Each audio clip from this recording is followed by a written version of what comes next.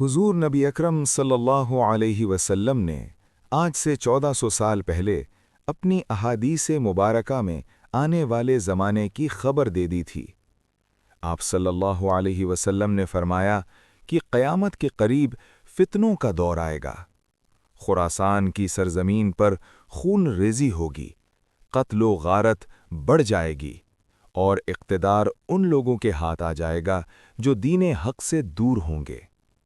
لوگ آپس میں ہی ظلم کریں گے، دلوں میں بغض و حسد بھر جائے گا، بے حیائی پھیل جائے گی، اور انسان ایمان کی روح سے دور ہوتا چلا جائے گا۔ آج جب ہم ارد گرد دیکھتے ہیں ناانصافیاں، اخلاقی گراوٹ، آپسی نفرتیں اور دین سے دوری، تو دل شدت کرب سے بھر جاتا ہے، دل کانپ اٹھتا ہے۔ کیا ہم اسی دور سے گزر رہے ہیں جس کی نشاندہی ہمارے آقا صلی اللہ علیہ وسلم نے فرمائی تھی؟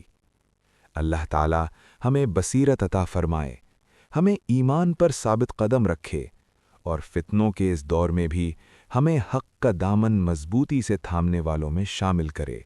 آمین یا رب العالمین۔